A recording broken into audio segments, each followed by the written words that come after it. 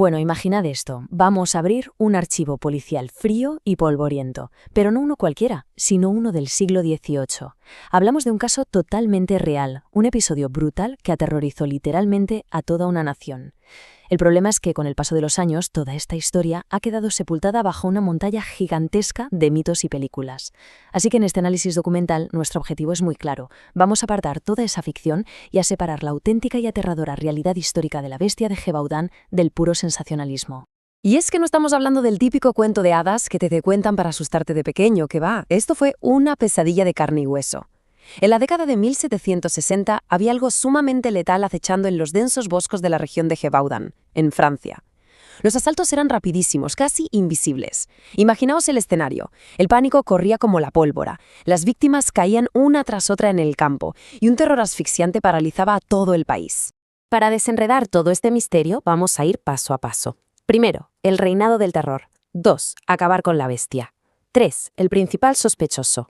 4. El examen de las pruebas. Y 5. El verdadero culpable.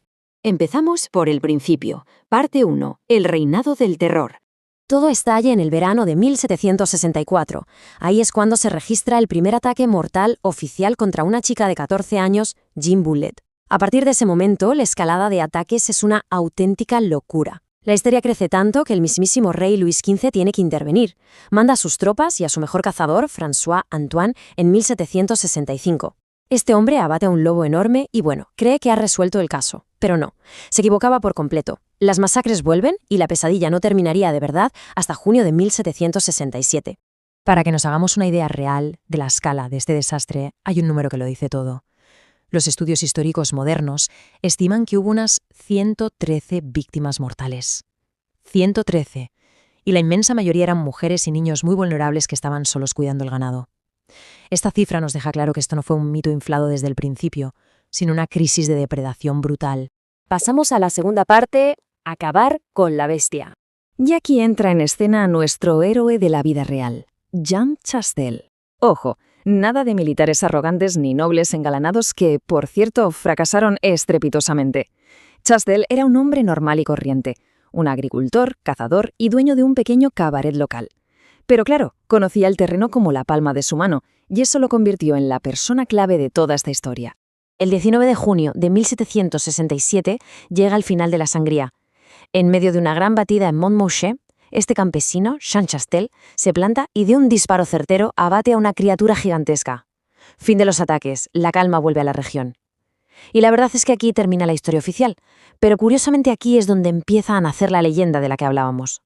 Y aquí es donde la cosa se tuerce. Parte 3. El principal sospechoso.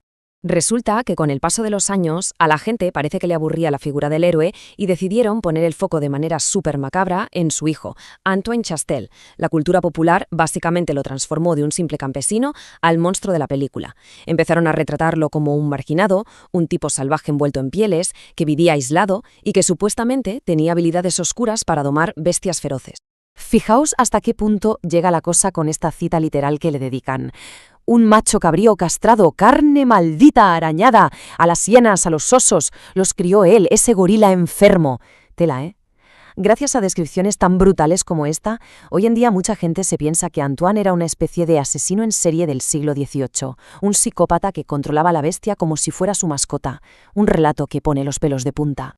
Pero, ¿de dónde sale exactamente este perfil de villano sádico? Pues resulta que toda esta trama de película no viene de ningún archivo judicial olvidado ni de un pergamino secreto. Viene literalmente de una novela, de pura ficción, en concreto de una obra escrita por Abel Chevalier en 1936. O sea, fue un libro de ficción el que nos coló este mito enorme. Así que vamos a hacer de detectives. Parte 4. Examen de las pruebas. Si enfrentamos el mito cara a cara con la realidad de los archivos, la leyenda se cae a pedazos literalmente. Por un lado nos venden a Antoine como un ex esclavo de los piratas, tomador de hienas y asesino en serie. Pero si miramos los documentos oficiales, vemos una vida, súper normal. El tipo jamás salió de Francia, se casó, tuvo 9 hijos y vivió la mar de tranquilo hasta los 78 años. Cero epicidad malvada.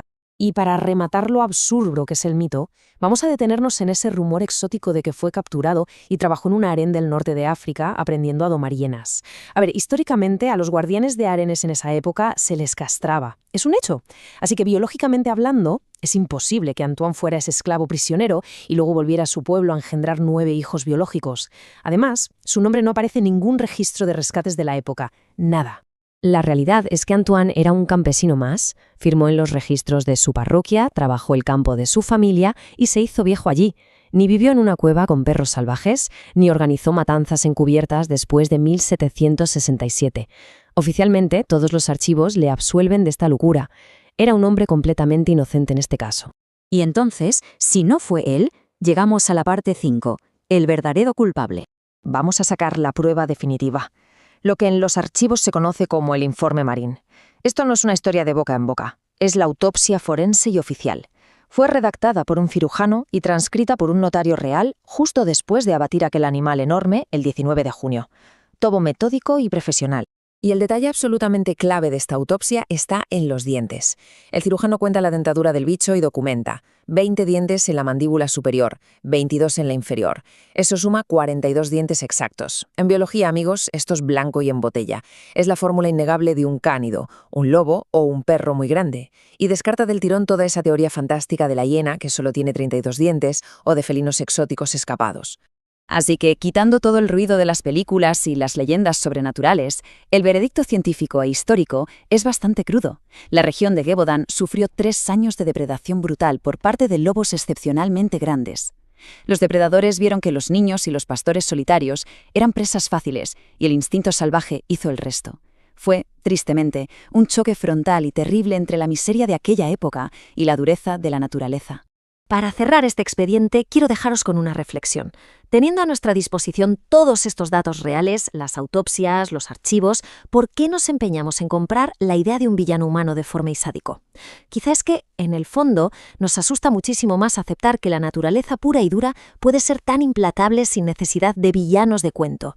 Por eso siempre hay que mirar la historia con espíritu crítico, porque la realidad, aunque a veces esté silenciada, suele ser infinitamente más fascinante que la ficción.